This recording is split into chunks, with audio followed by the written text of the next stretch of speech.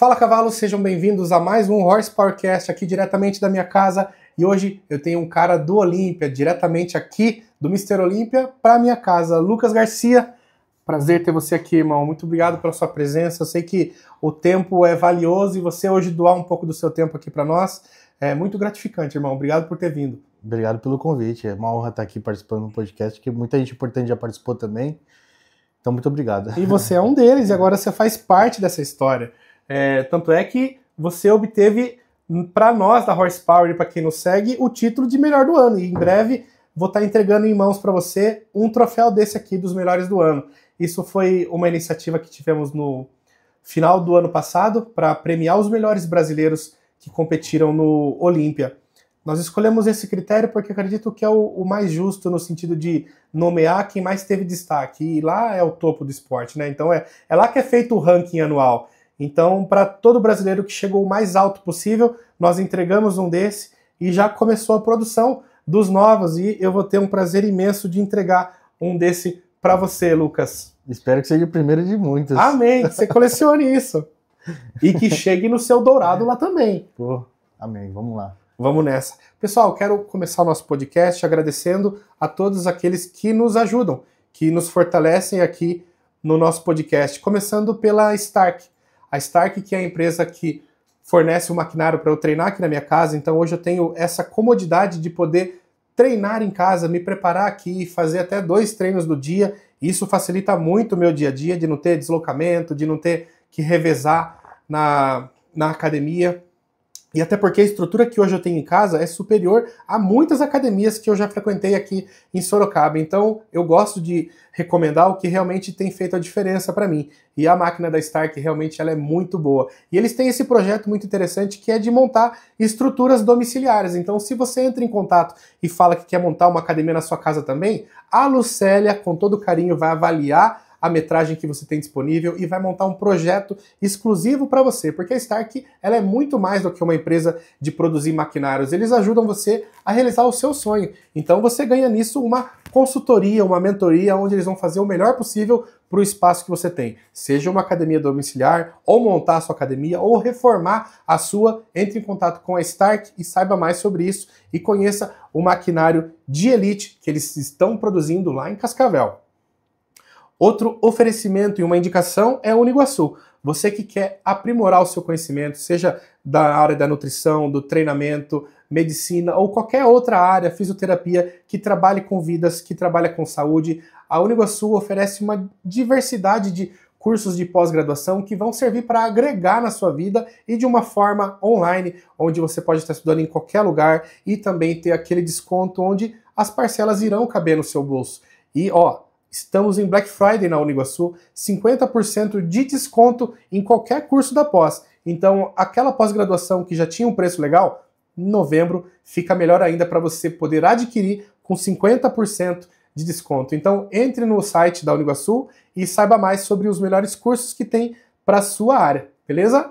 Falando em Black Friday, vai começar também a Black Friday da Adaptogen. Se você quer consumir os produtos, seja de suplementação, vestuário, acessórios, a Adaptogen possui um site completíssimo e com certeza você vai se identificar muito com os sabores que eles têm de Whey Protein, porque é uma variedade muito grande e os sabores são incríveis para você que gosta de estar variando, criando receitas. A Adaptogen tem a linha Taste Whey, que foi premiado a proteína com o melhor sabor do Brasil. E esse aqui eu super recomendo, que é o sabor Chocomaltine, é o meu sabor preferido, utilizo todos os dias, nas 2 vezes que eu consumo whey no dia.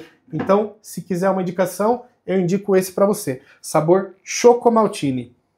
E aqui, o outro aviso sobre educação. A CBMF Cursos, ela vem promovendo uma mudança no cenário. A gente sabe que existe a educação física tradicional, mas agora também existe a CBMF, que proporciona uma especialidade muito avançada no sentido de preparar treinadores para o mercado de trabalho. No curso da CBMF, você vai aprender tudo o que há de melhor sobre musculação, treinamento e consultoria online para que você se torne um personal trainer ou um consultor online com certificação. Então, se você quiser mudar de vida e quer fazer isso online de uma forma que seja acessível para a sua realidade, entre em contato com a CBMF, siga no Instagram, veja o que está acontecendo, saiba das novidades e acesse o site para você ver a grade curricular, os cursos e as aulas que estão disponíveis lá. Você vai ficar de cara. Eu sou da educação física tradicional, onde eu estudei 4 anos, fiz 3 anos de licenciatura e vi muita coisa lá que eu acabo não utilizando. Quer dizer, que eu nunca iria utilizar coisas que seriam para educação física escolar.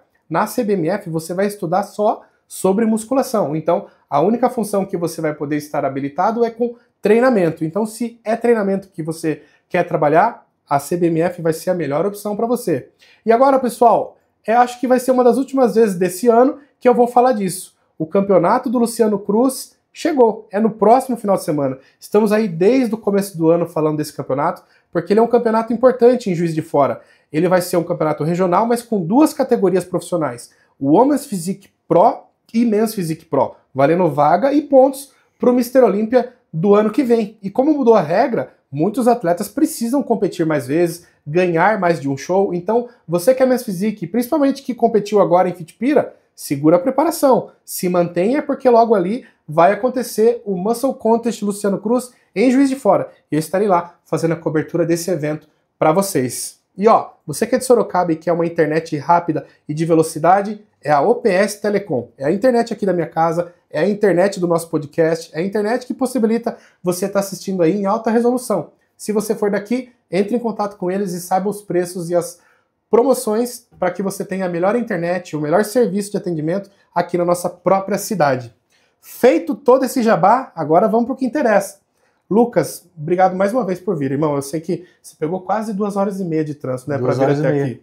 E eu sei que isso é um tempo considerável do dia. Você teve todo o planejamento para vir até aqui e reservou o seu dia para isso.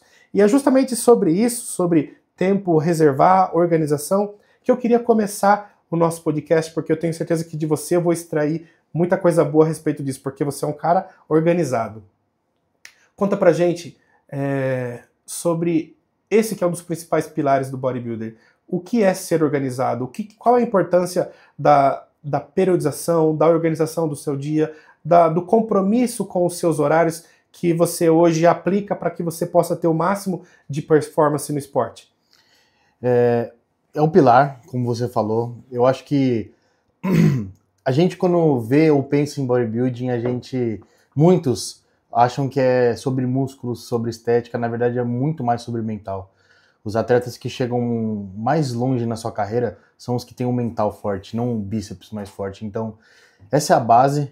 Eu levo isso como um pilar para minha carreira. Mas, assim, desde criança, sabe, eu já fui criado numa maneira de ser organizado. Então, na hora que eu cheguei no fisiculturismo, hoje, o meu dia é o seguinte: na hora que eu acordo, eu já sei tudo que eu vou fazer durante o dia, cada horário, e eu preciso deitar na minha cama na hora de dormir com a certeza de que eu fiz tudo que tinha que ser feito, entendeu? 100%. Tem o checklist lá. Tem um checklist, entendeu? Repasso isso todos os dias na minha mente e assim, pra gente ter uma longevidade, conquistas, sempre se superando, melhorando nossas conquistas, a gente tem que ter uma análise de desempenho, um controle das variáveis. Então, como você falou, a periodização do treino, a dieta e toda essa organização, a gente precisa saber se está surtindo efeito. Se não está surtindo efeito, quando você muda alguma coisinha e agora surtiu efeito, não surtiu, então deixa eu mudar aqui, isso aqui, e agora surtiu efeito? Então você tem que ter uma organização de tudo que você faz, de todas as engrenagens, e a principal delas, a maior engrenagem, é o mental. Então, se tudo estiver rodando bem, você vai ter resultados, você vai ter sucesso. Mas se uma engrenagem parar ali, vai tudo por água abaixo, e aí você vai ficar patinando na mesma. Antes de entrar para o fisiculturismo, no início da sua vida, na adolescência, você teve contato com alguma profissão ou com algum esporte que te ajudou a ter mais disciplina? Então, o meu pai, ele é faixa preta de karatê, então eu fui criado por um cara que era um karateca que me passou desde criança a disciplina, a honra, o respeito, a meritocracia, todos esses valores que vêm das artes marciais. Além disso, ele é um homem muito rígido, de valores e princípios, então ele me ensinou, ele me formou, ele me criou como um homem, entendeu?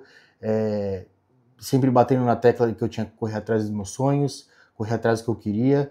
Não era aquela criança que pedia e recebia. Para eu receber, eu teria que fazer alguma coisa para merecer isso. E foi assim durante toda a minha infância, então desde a escola, a adolescência, no colégio, com as notas. Então, assim, esse foi o pilar, essa foi a base. Veio esses valores das artes marciais. Quando eu fui crescendo, eu entrei em esportes, eu já pratiquei futebol, eu tentei me profissionalizar, mas eu tinha muitas lesões, principalmente de coluna, cara, eu não aguentava correr, pular, essas coisas. A minha coluna vira e mexe doía. Eu já pratiquei um pouco de cada esporte, já nadei, já fiz de tudo. E aí, quando eu terminei o colégio, com 18 anos, eu fui fazer engenharia. Então, eu sou formado em engenheiro. Ai, que legal. Então, já vem ali mais batendo na tecla de novo dessa coisa de ser metódico, sabe? De ser perfeccionista, calculista. Calculista. A gente planeja tudo, sabe? A gente tem que pensar no que tá fazendo para fazer uma vez só. Não fazer sem pensar para depois, puta, devia ter feito assim, não. Vamos ver desde o começo o que eu vou fazer, qual é o plano, qual é a rota que eu vou seguir, para que a gente vá preciso, direto onde eu quero o meu objetivo. Então, são detalhes, né? São coisinhas assim, a vida vai levando a gente, vai colocando a gente nos trilhos, no caminho, para que a gente chegue onde a gente deve chegar, que já está escrito onde todo mundo vai chegar. E assim foi se desenhando a minha vida, cara. Lucas, e eu nunca me esqueço, o dia que eu te conheci foi na pesagem do Massoconta em São Paulo. Não sei se você vai se lembrar desse dia. Lembro, claro que eu lembro. Esse dia você me marcou, entre todos os atletas que eu conversei, entrevistei, você foi o atleta que no dia seguinte eu lembrei de ter conversado. Porque naquele dia você falou assim, Hugo, grava meu nome, eu vou ser overall amanhã. Você falou, se não foi com essas palavras, mas foi tipo assim, você falou que ia ser o campeão no dia seguinte, ia ser o melhor. E cara, quando eu vi você entrar no palco, na sua entrada de palco das prévias, eu falei assim, cara, olha o cara de ontem. Você tava todo vestido, né? Não tava mostrando o físico naquele dia. E você é um atleta de baixa estatura, né? Normalmente... Parece menor ainda. Então, a gente, tipo... fugiu o nome agora, o atleta que ficou em segundo no Olímpia agora? Chão Clarida. Chão Clarida de roupa, você não acha que nada. é um anão. Você não dá nada. E naquele dia, todo mundo lá meio que de regata, já curtindo, querendo mostrar braço. Você chegou lá coberto e, tipo, meio que anônimo, não ficou lá esperando. Você chegou no horário certo para não perder muito tempo e conversou comigo, pesou, pegou seu número e vazou. Mas quando você entrou no dia lá, pronto, pintado, eu falei assim, cara, ele falou que ia vencer mesmo. Naquele momento eu não precisava mais saber quem ia competir com você, porque eu já tava vendo no seu olhar que você ia ser o campeão daquele dia, e dito e feito, cara. Não só ali, depois eu comecei a te seguir, te observar, acho que na sequência você ganhou mais um, acho que você ganhou uns 3 overall naquele ano, não foi? Foi, inclusive foi o ano do que eu peguei o Procard. Foi meteórico. Daquele momento, eu tive a certeza de que você era um cara, assim, muito obcecado pelo seu objetivo e que você era um cara de planos. Você tinha plano ali e você tinha já me dito qual seria o plano, né? Vou vencer amanhã. E aí foi emendando, foi fazendo até virar pró. Então eu queria que você contasse um pouco dessa sua mentalidade, do seu planejamento como um atleta. Como você organizou a sua vida até você chegar até aqui em termos de escolha de campeonato, decisões, mudanças quando precisou. Conta pra gente um pouco dessa sua mentalidade, porque é sobre mentalidade, como você bem falou, né? E eu acho que o seu testemunho agrega muito valor para quem está começando no esporte agora, porque justamente não é uma competição só de músculos. Então, uma curiosidade é que quando eu fui na minha primeira competição, eu nunca almejei ser atleta e nem nada. Eu não fui competir porque eu queria competir ou ser um atleta. Isso foi no ano de 2019. Em 2019 a gente já treinava há 10 anos. Então já era uma puta bagagem de treino, assim, eu acompanhava o Mr. Olímpia, acompanhava tudo do esporte, mas não queria competir. Era só um espectador que treinava, um marombeiro. Até porque tinha minha profissão, engenheiro, trabalhava com uma pessoa normal, das 8 às 6 da tarde, enfim. E aí, cara, eu fui fazer a minha primeira preparação, porque o pessoal me insistia muito. Pô, você não pensa em competir e tal? Eu falei assim, quer saber, eu vou lá. Que já devia chamar atenção. Então, eu tinha 10 anos de treino, né? Então, 10 anos de treino, querendo ou não, já te traz uma certa diferença de uma pessoa normal, digamos assim. E aí fui, cara, fiz minha primeira preparação. Então, a primeira preparação foi isso. Só que eu fui me animando, sabe, com o resultado. Então, eu tive um resultado que eu falei, pô, cara, eu acho que eu posso mais. E aí já tinha na semana seguinte. E aí na semana seguinte eu consegui melhorar a colocação. Eu posso mais. Tipo assim, meio que comigo mesmo, sabe? Me desafiando, tentando me provar que eu poderia melhorar. Foi assim, 3 finais de semana seguidos, eu competi 3 finais de semana seguidos, então eu estreiei, depois eu melhorei minha colocação e depois eu melhorei minha colocação. E esse terceiro foi um campeonato paulista, né? Meu terceiro show. E eu venci o campeonato paulista, meu primeiro título no meu terceiro show. E aí, cara, eu não sei, assim, se passou pela minha cabeça, vou seguir carreira. Só que tem um porém, quando eu peguei aquele troféu, a pessoa que estava apresentando o campeonato falou, agora você está classificado para o Campeonato Brasileiro, é daqui tantas semanas. Cara, mesmo se eu não quisesse mais competir, eu estava classificado para o Campeonato Brasileiro, então, tipo, tenho que ir, né, é o brasileiro. E aí fui, e assim foi, sabe, fui pro Você foi se motivando com novas metas. As vitórias foram combustíveis, eu sempre digo isso. Quando você chega onde você almejava, você atinge seu objetivo, cara, isso desperta algo novo em você. Você vai sempre ficar mais energético, com mais vontade de se superar. Eu acho que é muito sobre isso, sobre se superar. Você melhorar o que você já fez. Eu fui assim, de campeonato em campeonato. Ali, quando eu ganhei o brasileiro, eu fui campeão brasileiro, júnior, ali eu falei, ali despertou uma coisa de atleta. Aí foi o meu quarto show, eu falei, cara, não, agora eu quero, tipo assim, ver até onde eu posso chegar. E aí, na minha mente, eu não lembro se eu falei isso pra alguém, mas só pra minha esposa, mas eu tinha comigo assim, eu vou chegar no Mr. Olímpia até os meus 30 anos de idade. Era uma meta minha. Na época eu tinha, acho que 24.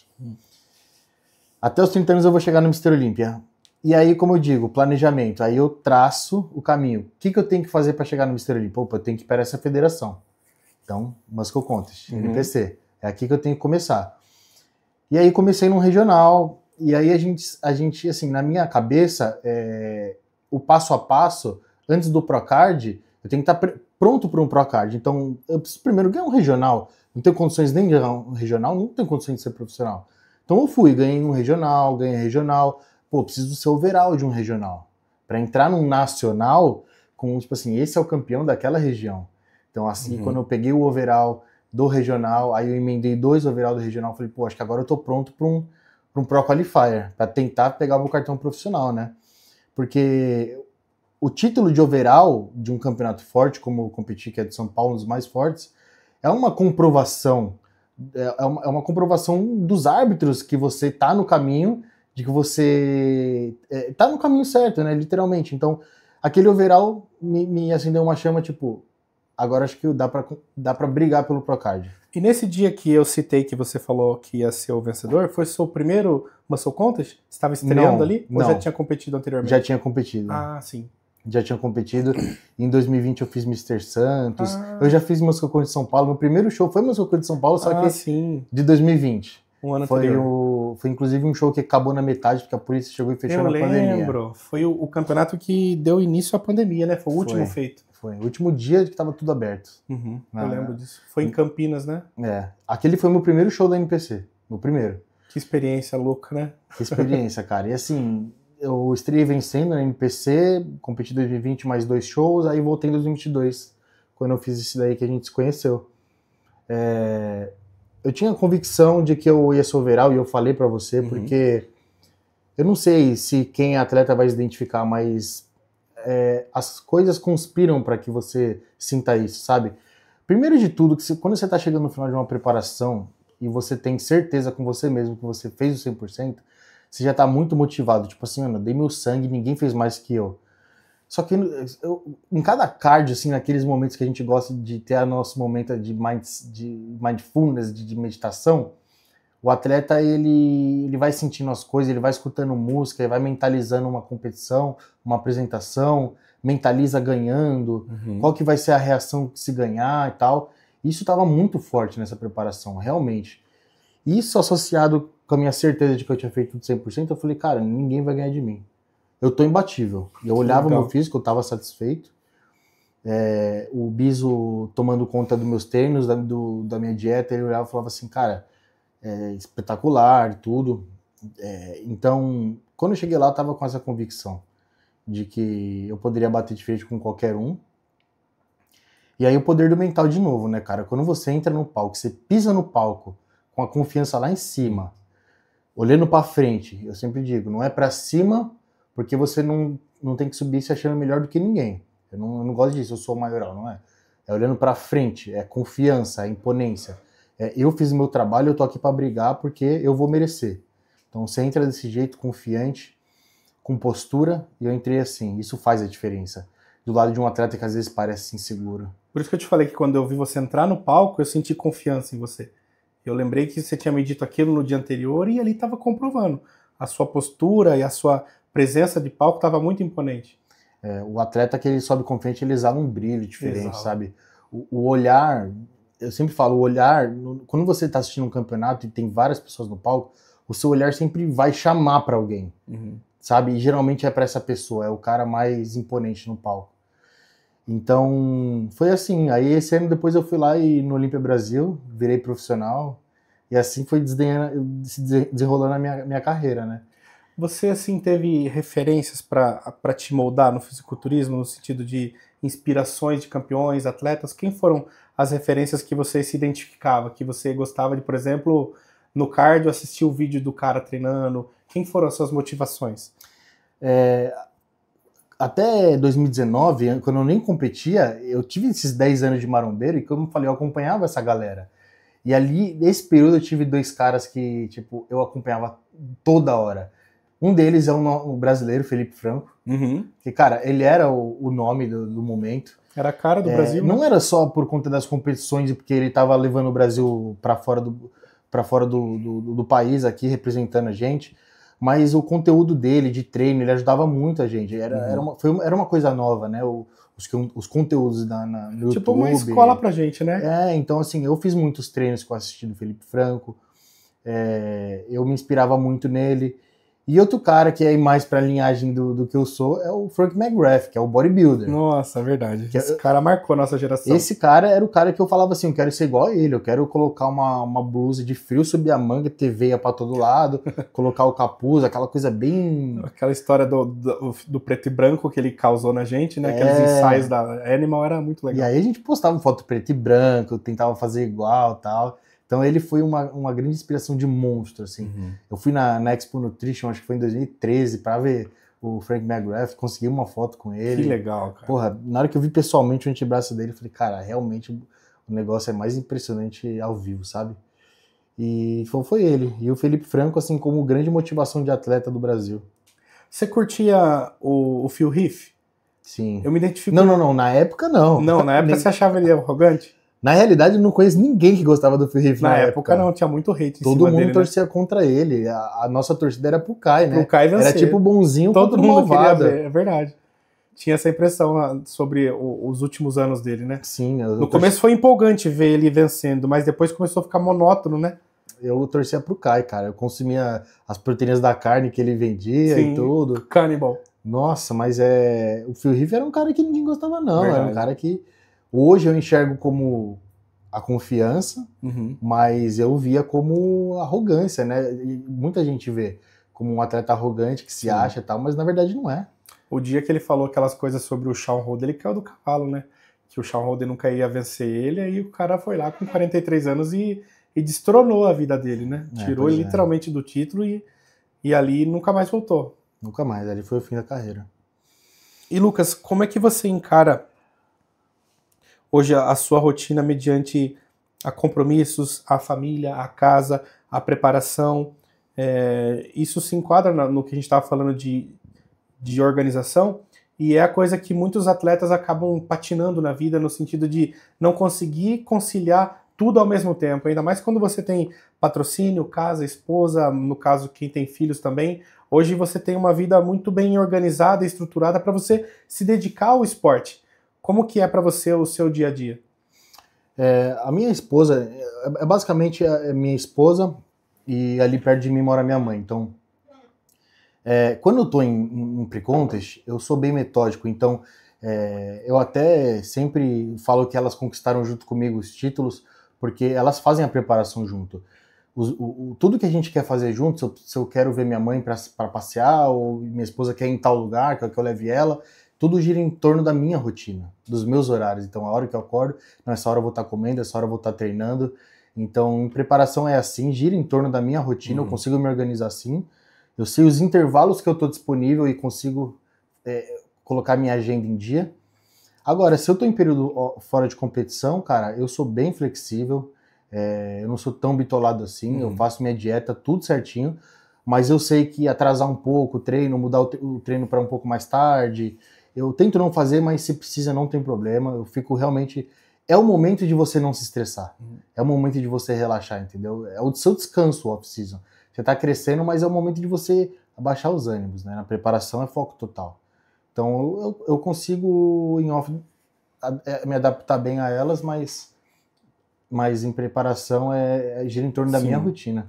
E é de extrema importância a gente ser criterioso e seguir à risca a rotina para que as coisas se encaixem no dia a dia, porque nós estamos sujeitos a atrasos, a imprevistos, mas quando você, como bem falou, tem um plano e sabe o que tem que fazer no dia, facilita a história para que você possa encarar tudo de uma maneira mais organizada. Que nem eu falei no começo, o controle das variáveis. O que está dando certo, não está dando certo. Se você tiver todos os seus dias idênticos, iguaizinhos, fica mais fácil você controlar qualquer coisa, entendeu? E, Vitor, você falou para mim que as vitórias serviram de combustíveis e foram se tornando novas metas para você, para ir nesse Olímpia, que era a sua tão sonhada estreia, né? A meta que você queria bater de competir no Olímpia antes dos 30. Você realizou isso. Quais eram as expectativas até chegar o dia da competição? Como que você estava se sentindo e o que você estava buscando lá? O que você visualizava? Eu acho que eu vou chegar até essa posição aqui. Como é que você visualizava você antes de subir nas prévias? Eu confiava que eu poderia chegar nas finais. Eu confiava que eu poderia ficar entre os 10 e eu queria muito, assim, além de competir no Olímpia, ir no palco das finais. Uhum. Aquele palco lá do teatro é fantástico, tudo, e são os 10 primeiros. Eu acreditava que eu poderia ficar entre os 10, mas quando eu me classifiquei, peguei a vaga, e aí eu tava com meus treinadores, que é o Biso e o Cello, a gente conversando entre nós, a gente falava assim, cara, dá pra gente ficar em terceiro. Porra. A gente mirou isso e foi falado isso entre nós. Falou assim, dá pra gente ficar em terceiro. Quando a gente pega a lista de classificados, a gente fala assim, dando tudo certo, lógico, porque bodybuilding é no dia, muita coisa pode acontecer, mas você estando bem, tudo no 100%, tudo certinho, você é competitivo com todos os atletas que estão classificados. Menos o Keone e o Shawn, porque são 2 Mr. Olímpias e não é o momento ainda, não tem aquela massa muscular. Mas todos os outros dá para bater de frente. Então a gente colocou isso como meta e falou assim, cara, se a gente conseguir, vai ser o cenário perfeito para a gente trabalhar aqui pro nosso time, por já pegar a vaga. E aí tem um ano de trabalho para evoluir pro próximo Olímpia. É óbvio, quando eu vou falar pro público, quando eu vou em podcast, quando eu vou falar com meus seguidores, eu não falo minha meta é ficar em terceiro, eu nunca falei isso, mas entre nós, a gente sabia onde a gente podia chegar. Mas eu sempre cravei que eu queria ir para as finais. Era assim, eu já estaria extremamente realizado se eu ficasse ali entre os 10. Realizado eu já estava só de ir pro Olímpia, né? É como eu falo, quem ficar em último no Olímpia é o último dos primeiros. Isso é verdade. Entendeu? Você já está entre os melhores do mundo. Então, se, por exemplo, tinha quantos atletas lá? Tinha 15? 20. 20? Se você fosse o último, você é o top 20 do mundo, né? Pô. São os melhores que chegam até lá. Quem não chegou, não tá nessa lista. Já pensou se ser o 20º cara melhor do mundo na sua profissão? De um ranking isso já de centenas, fantástico, né? Então, é uma realização estar no Olímpia, é uma realização ficar entre os 20, entre os 15, 10, mas a gente sabia onde a gente podia chegar e se desse tudo certo, e deu tudo certo. Não, mas você literalmente destruiu, cara. Você chegou com tudo e causando uma boa expectativa. E desde as suas vitórias lá, você ganhou 2 shows, foi isso? Isso, ganhei 2 shows em sequência. E os 2 shows em sequências causaram um impacto muito grande nas redes sociais. Eu que trabalho com isso, a gente faz a reportagem, né, a postagem de cada evento, de cada show. E a gente sentiu ali o termômetro de que as coisas esquentaram em relação a você. O mundo estava vendo o Lucas Garcia, o mundo estava vendo o seu potencial, as suas fotos e vídeos depois de cada competição explodiam, viralizavam. Então, não sei se você queria já isso, mas as coisas aconteceram de uma forma avassaladora. Você estava causando mais impacto do que muitos grandes nomes que já estavam qualificados para o Olímpia. Você estava sentindo isso? Isso serviu também de combustível para você chegar mais confiante lá? Sim, eu sempre fui muito confiante, mas isso com certeza me deu muito mais confiança. E por eu sempre ter sido confiante, eu sabia que eu estava chegando no lugar onde eu merecia estar. Porque ano passado não foi um ano bom em resultados e aí eu comecei a pensar comigo mesmo, cara, não é para eu estar aqui, sabe? Não é essa a minha situação, não é essa a minha realidade. Porque eu sabia que ele tinha sido falha de preparação, enfim, não apresentei o meu melhor por N motivos, mas eu sabia que ele não era o meu lugar. E aí quando tudo começou a andar, dar certo, eu conquistei os 2 e foi muito comentado, eu falei, agora eu tô chegando onde eu sabia que eu chegaria. Aí vem a confiança, por conta de você fazer o trabalho 100%, de você confiar que você entregou tudo que poderia. Ali, quando foi todas as páginas comentando, muito massa. Deu um gás para... E os comentários eram muito positivos, né? Uma aceitação muito boa. Eram do tipo... As páginas gringas falavam assim, futuro Mr. Olímpia, cara, isso... o cara que vai bater o Keone. Então, assim, isso motiva, dá confiança, mas tem que ter muita cautela para absorver essas informações, para não subir para a cabeça e você também não começar a afrouxar. Teve um comentário de alguém que te deixou muito feliz, te mexeu com você? Algum comentário de algum ídolo, de alguma pessoa que você sempre admirava e comentou? Aconteceu algo do tipo? Cara, quando eu postei uns dias antes do Texas uma foto de atualização, o Flex e o Keone comentaram. Ah, que legal. Os dois comentaram, tipo assim... 2 Mr. Olímpia comentando. Dois comentários que eu falei assim, pô, acho que eu tô realmente no caminho. Chamando atenção. Eu acho que meu físico tá no ponto. E depois que eu venci o show, tanto o Keone quanto o Cris Aceto relataram...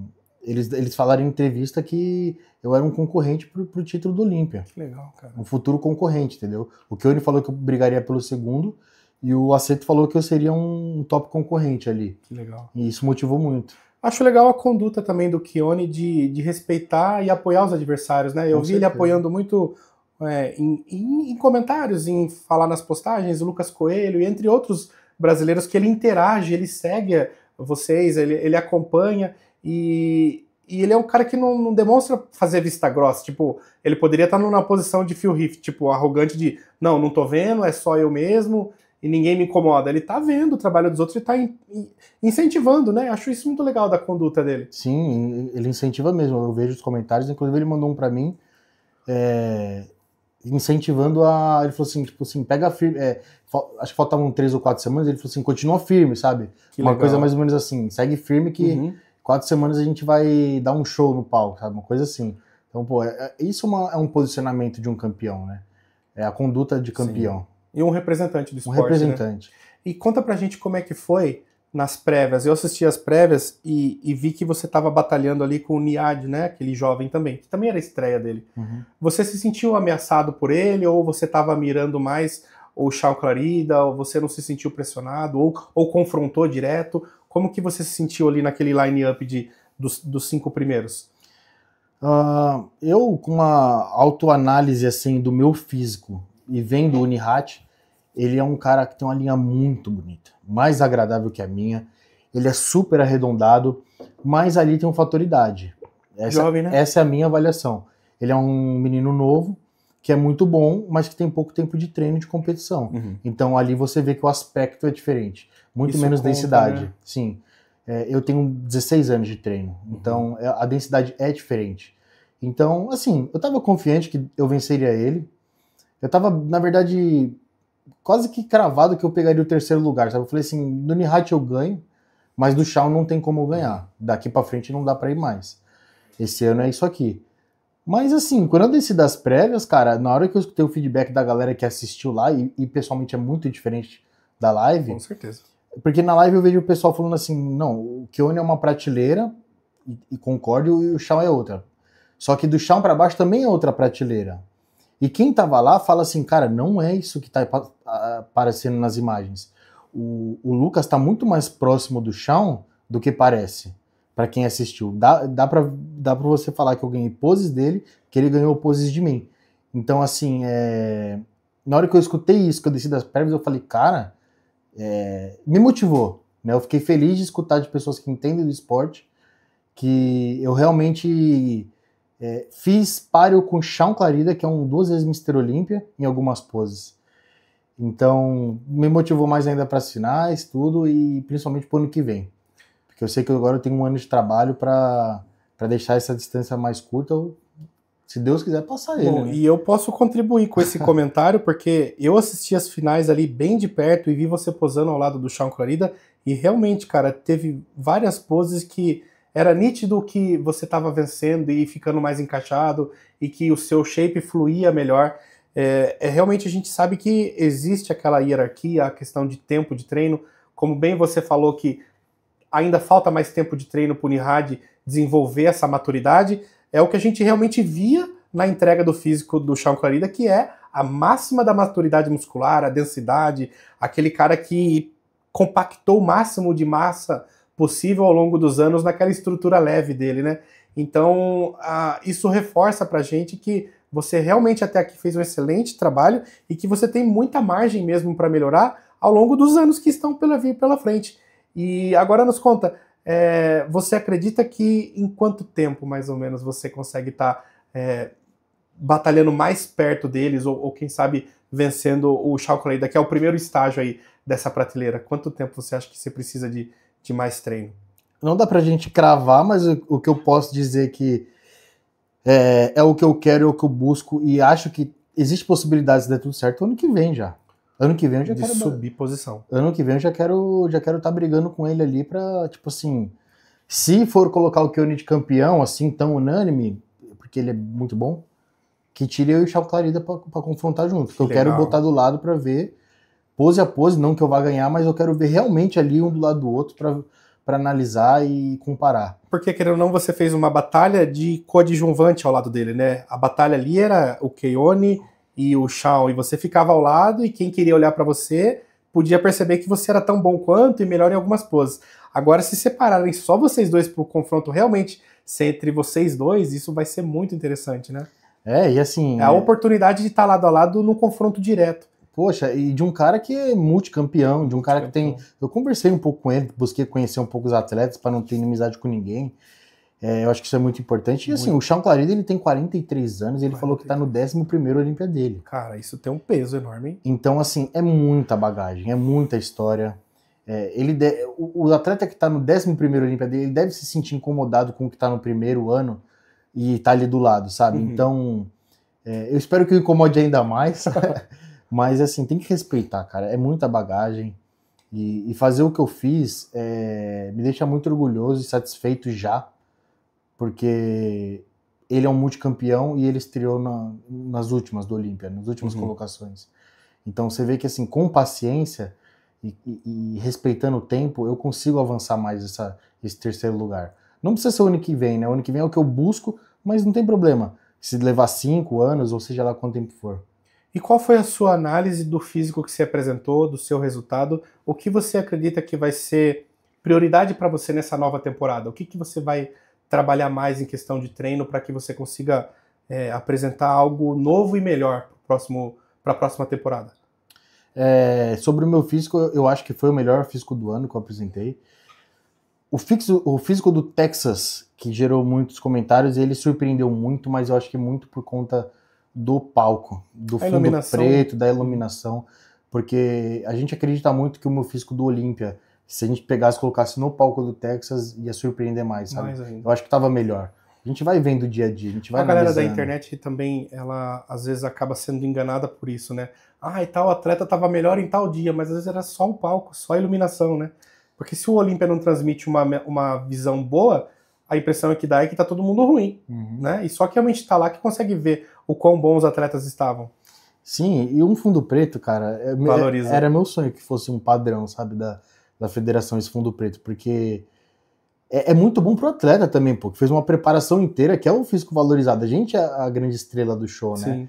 Então, você tem uma foto, um vídeo, meus vídeos, minhas fotos, eu adoro, né, naquele palco. Então, meu físico do Olímpia, eu acho que naquele palco dá pra colocar como o meu melhor físico do ano. E pro ano que vem, a gente vai trabalhar no feedback do Tyler. Costas. Costas, ele te Então, falou. assim, eu tenho um balanço, eu tenho uma harmonia, arredondamento. Ele não fala sobre crescer tudo, mas ele fala sobre focar nas costas. Vai crescer tudo, mas as costas têm que crescer mais, para eu fazer par ali com os caras, que Chão Clarida, por exemplo, é um cara que tem uma dorsal muito Uma sinistra. tartaruga, né? É muita carne ali. Então, a gente vai trabalhar nisso, 1 ano. E você já montou, o Biso vai montar uma estratégia nova ou você já está fazendo algo diferente do que estava fazendo? Não, por enquanto, a gente está na 4ª semana pós-olímpica, eu estou treinando Descanso, né? meio livre. Tem uma base de dieta, mas aproveito também. Como eu disse, é um momento de você relaxar. Eu fiz 30 semanas de preparação. Tem que saber respeitar e ter o equilíbrio. Provavelmente virando dezembro, né? Logo no dia 1º de dezembro a gente já entra com uma nova divisão de treino, já conversamos sobre a divisão que vai ser feita. A gente tem um grupo, né? Eu, o Cello e o Biso. Multidisciplinar, né? Porque por mais que o Biso é o treinador, ele fala o que ele tá pensando. O Cello é um atleta que, além de um baita treinador, é um atleta profissional também. Já que competiu no Olímpia, né? Então é muita bagagem, é muito conhecimento. Então todo mundo ali pensando junto é melhor do que um só pensando. Sem dúvida. Aí a gente vai trabalhando essas ideias, já tô com uma divisão para começar. O Cello já tem ali as semanas contadas de quantas semanas que a gente vai fazer de off-season. Legal. Aí antes do off-season, quantas semanas a gente faz a gente chama de health phase, que é uma semana para você preparar o ambiente para um pré-contest, sabe? E você não sair de um off para um pré-contest, porque muita massa muscular pode ir embora nessa transição. Tem que ser gradativo, né? Gradativo. Suave. Então, eles já estão com tudo elaborado ali. Só esperando o prazo, já fiz exames, tá tudo bem. Só esperando o prazo para começar. E o Biso esteve aqui também, a gente conversou muito sobre treinamento, e ele é um cara muito criterioso também com o treino, né? Um cara que leva muito a sério a profissão e a metodologia que ele considera ser ideal. E é um desmistificador, né, em relação a quem treina fofo, quem treina intenso demais.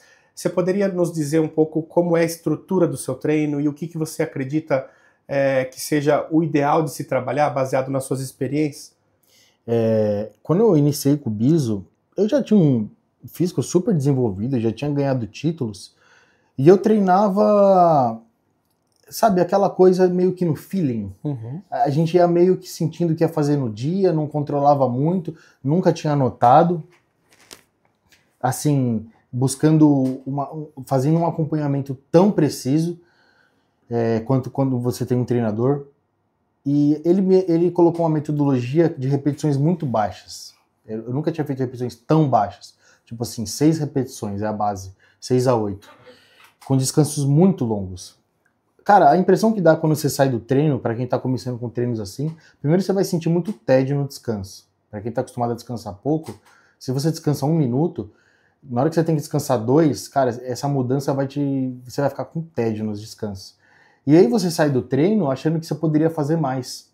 Tipo assim, poderia fazer mais exercício, mais séries, mas na musculação acho que não é sobre fazer mais, é fazer o que tem que ser feito, sabe? Então, você pegar um treinador, confiar nele e seguir o que ele passar. E aí eu vi muita diferença no meu físico, muita diferença mesmo, e muito rápido. Trabalhar com poucas repetições e descansos longos. Meu físico foi ficando cada vez mais vivo, eu vi ele menos fadigado, tipo, não tava com aquela musculatura murcha, tava sempre cheio, parecia que sempre no pump. E muito mais densidade, a força aumentou muito, a progressão. Então, na hora que eu vi assim o resultado, logo de cara eu falei, cara, é isso aqui. E é interessante que é importante o atleta ter esse feeling de saber se autoavaliar. Se autoavaliar e respeitar o que é para ser feito e não ultrapassar, né? No sentido de 2 séries válidas, dá o seu máximo e descansa e vai para a próxima, né? O que acontece muitas vezes da pessoa ficar naquela mesma máquina ou exercício e até exaurir a musculatura e só troca quando esgotou as forças. E isso sempre foi muito tradicional e normal, né? Ir todas até a falha e se não sentiu que cansou muito, não valeu. Esse era o pensamento que tinha na época. E eu sempre treinei muito assim também, de dar o máximo dentro do exercício, só troca de exercício quando tá caindo as repetições ali, que exauriu mesmo, né? E esse era o conceito de passar para o próximo exercício. Hoje é muito mais direcionado em gastar só o necessário naquilo lá. Como é que é para você isso? Como que você conseguiu lidar com essa ansiedade de faço mais ou não faço, deu por aqui, passa, ou acabou o treino. Tem que ter um autocontrole muito grande de não passar do ponto nessa metodologia. Cara, lembra que eu te falei lá no começo? Os valores das artes marciais, então o respeito pelo treinador é um deles. Se eu escolhi ele, o Vitor Bis, eu contratei ele, eu paguei ele, eu falei, monta meu treino, eu falei assim, cara, eu vou seguir o que ele passar. Então eu escolhi confiar nele, eu escolhi ele, não foi ele que me escolheu. Então na hora que ele passa, eu sigo o que ele manda. Porque se eu seguir tudo 100% que ele manda, a gente vê, deu resultado? Não deu, entendeu? Então deu resultado, pô, o que ele passou deu certo. Agora, se eu não faço o que ele faz, a gente já perde a referência. Sim, perde a referência. Não tem parâmetro. Não tem parâmetro, porque não deu certo. Mas não deu certo porque eu mudei, não deu certo porque isso não funciona. Então, como eu sigo tudo 100%, eu consigo ter uma referência de resultados. E, cara, eu confio muito, muito, muito nele. Tanto nele quanto no Cello. O que eles falarem, eu faço, sabe? Eu escolhi eles para isso.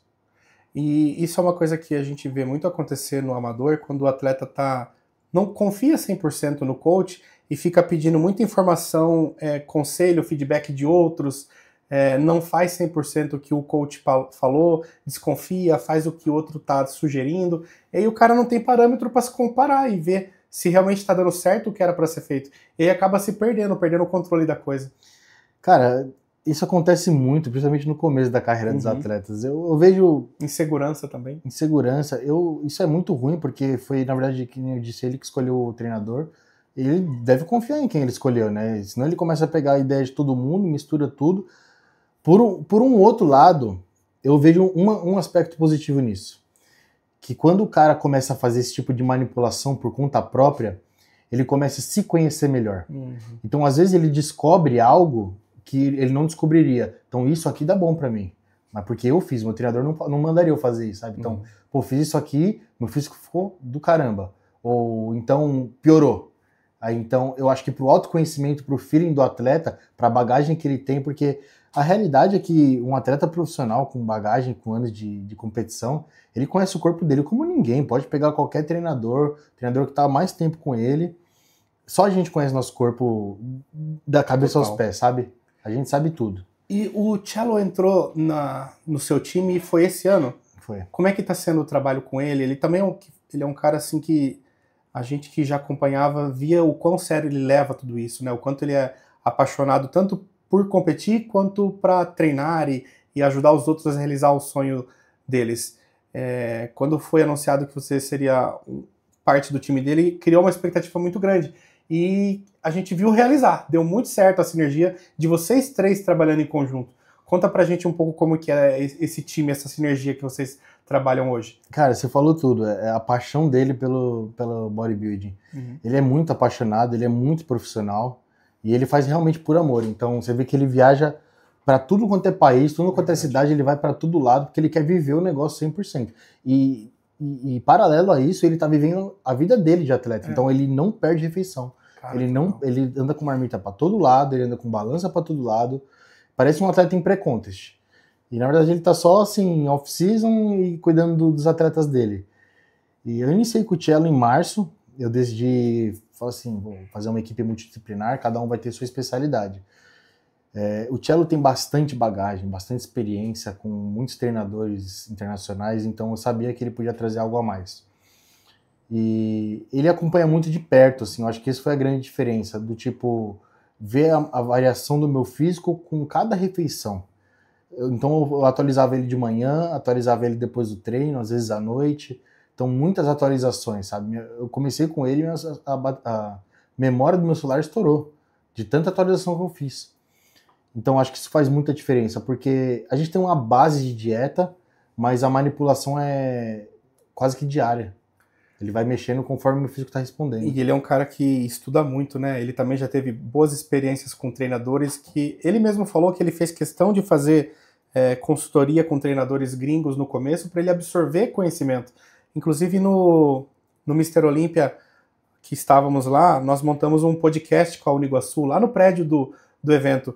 E ele foi o nosso principal convidado. A gente levou ele lá para conversar, inclusive foi no intervalo entre prévias e finais. Eu tava no backstage das finais, eu lembro. E ele tava lá com a gente comentando sobre como estava sendo aquele dia para vocês e ele nos contou algo muito interessante que foi a observação das suas refeições naquele dia, para que não passasse do ponto. Ele falou da sua particularidade que não podia encher demais, senão você ia transbordar, que você já estava estourando a massa muscular sua na pele, estava muito colado, então ele teve ali todo esse acompanhamento seu, e ele falou pra gente o quanto é importante saber sobre a insulina do atleta, o quanto tá a resposta dele para o descanso, o apetite, o quanto é realmente planejado cada refeição em relação ao que você está sentindo, né? E isso é um feeling que o treinador realmente precisa ter para não passar um Ctrl-C, Ctrl-V de receita, né?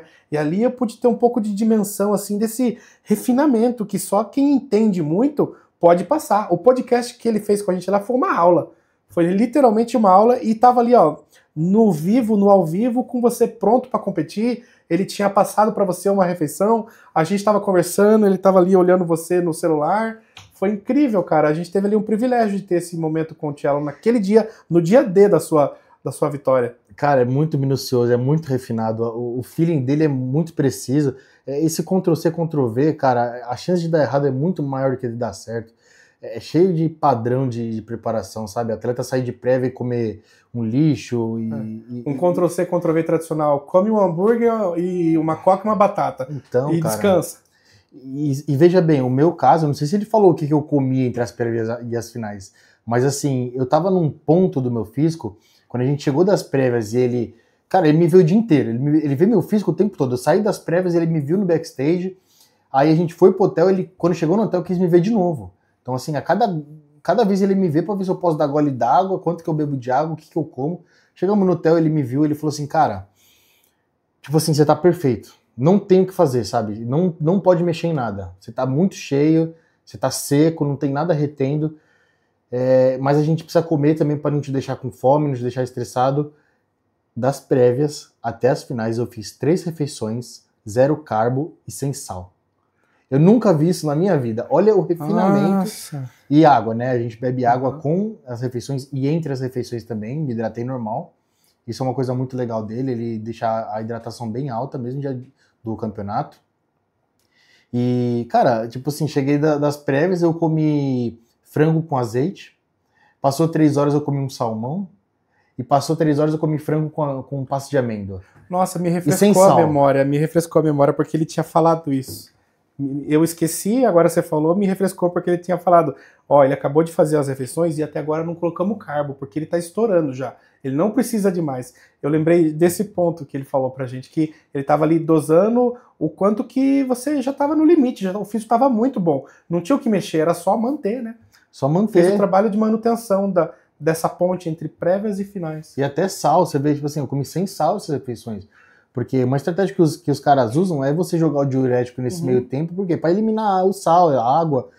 E, cara, na verdade é só eu não comer sal. Porque eu vou continuar indo no banheiro, tô tomando água, eu tô comendo. Então a gente simplesmente comeu sem sal, eu continuei eliminando o líquido. E meu físico melhorou. Melhorou para as finais, porque ele ficou tão cheio quanto, só que mais polido. Parece que os cortes ficaram mais fundos, parece que a cintura entrou mais. Então, cara... E a sua disposição preservada, sua cabeça 100%? Exatamente, eu tava me sentindo mais disposto por ter comido pouco. Eu tava me sentindo, sabe quando você se sente leve?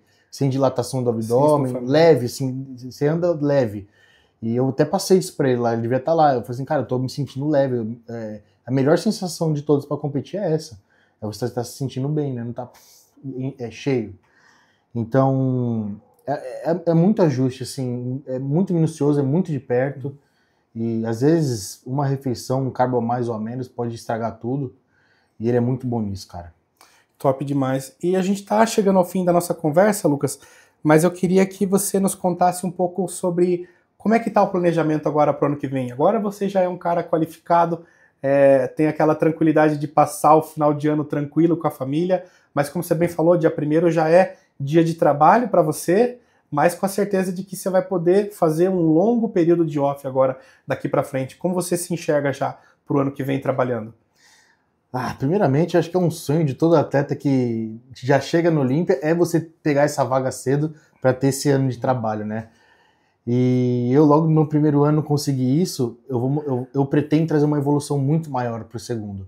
Então a gente que nem eu falei, já em dezembro já vamos iniciar, e vai ser um off-season muito bem calculado, estruturado, porque já não vai ser mais aqueles off-seasons de estourar peso, de crescer pra caramba, vai ser muito preciso no que eu tô precisando no meu físico.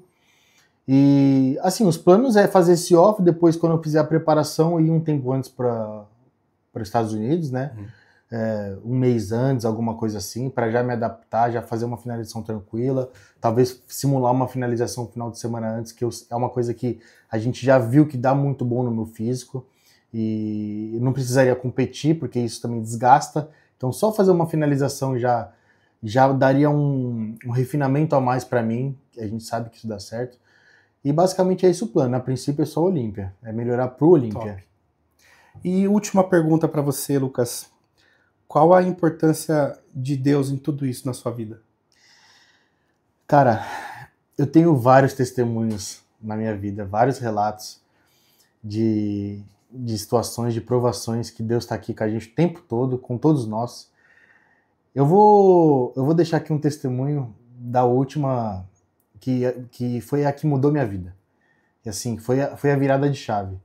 Que foi quando eu tive um problema de saúde, ano passado. Eu tive um problema renal, e eu tive que parar minhas competições por tempo indeterminado. Esse tratamento foi feito desde setembro do ano passado. Então, eu ia fazendo o tratamento e a cada 4 semanas eu repetia os exames para saber se estava indo tudo bem, se estava melhorando, piorando, se estava igual. E assim foi. Então, iniciei em setembro, eu fiz outubro, novembro, dezembro, janeiro, fevereiro, março. Cara, eu já tava tipo assim, ali eu já tava meio que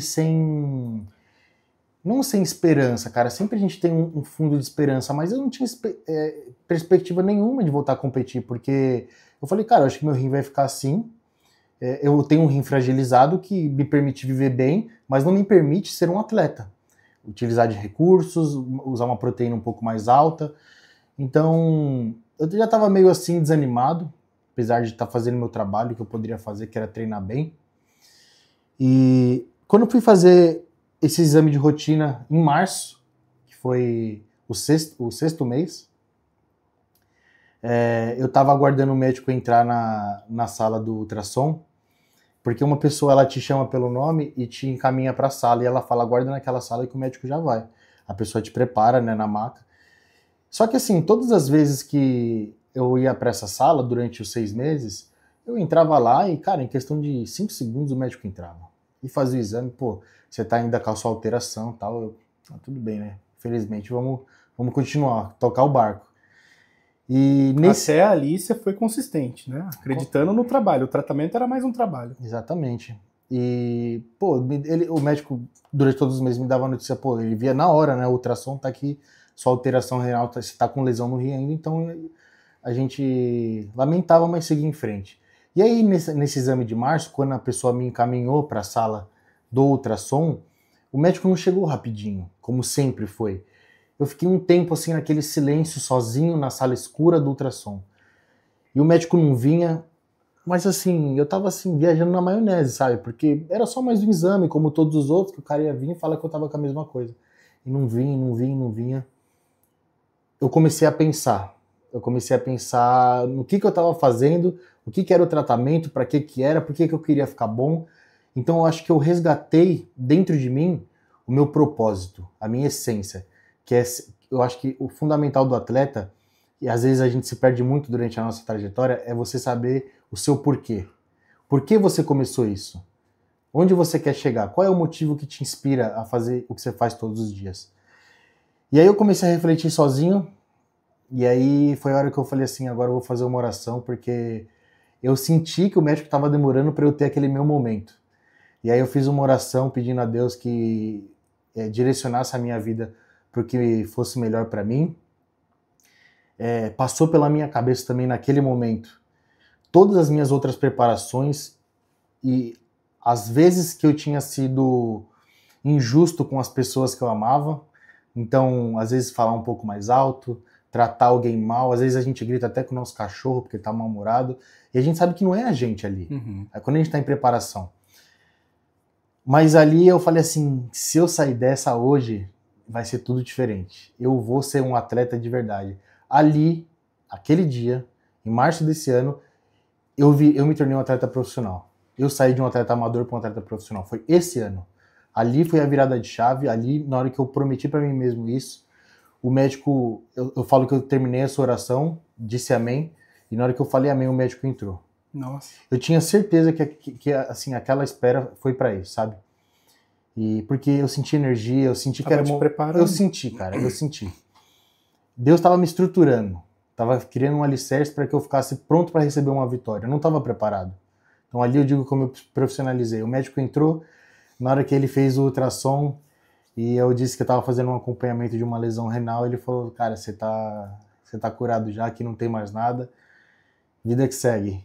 E ali, na hora que eu saí do ultrassom, eu agradeci a Deus de novo. Nossa. Eu falei, era disso que eu precisava desse estralo em mim, o negócio era comigo, sabe? Você precisava passar por isso. Eu precisava passar por isso e era comigo. Eu teria que mudar alguma coisa em mim.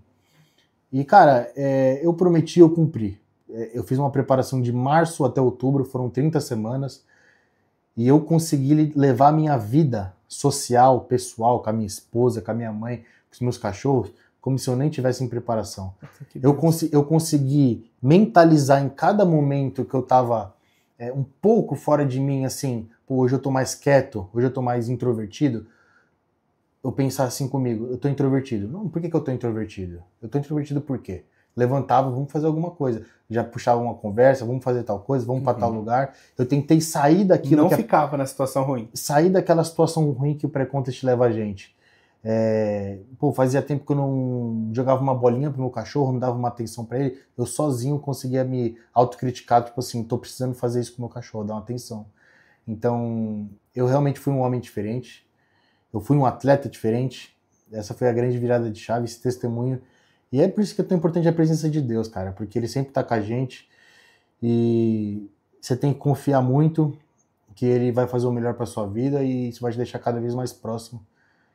E é assim que a gente conquista as coisas na vida, colocando Ele acima de tudo. Que testemunho incrível. Obrigado por trazer isso pra gente, cara. Eu acho que esse tipo de pergunta que eu faço é realmente para trazer o melhor das pessoas, para quem nos acompanha. E eu tenho certeza que sempre toca, sempre motiva, sempre transforma a vida de quem consegue captar essa importância de Deus na nossa vida, porque a fé nos faz levar para lugares que a gente não consegue enxergar, visualizar. E é justamente nos momentos mais difíceis que a gente é transformado. E você literalmente nos contou de um período de transformação, onde você meio que caiu, ficou meio que desenganado se ia poder continuar com o seu propósito ou não, mas entendeu que aquilo foi um momento de preparação onde Deus estava ali fazendo você refletir sobre tudo e te transformar para uma versão melhor. E assim foi feito. Você chegou no seu melhor, foi uma pessoa melhor e colheu os frutos disso. Parabéns, irmão. Colhi os frutos, foi uma preparação leve. Quando tudo está fluindo, que nem, como eu falo das engrenagens, quando todas as engrenagens estão girando, teu social é um deles que é muito importante.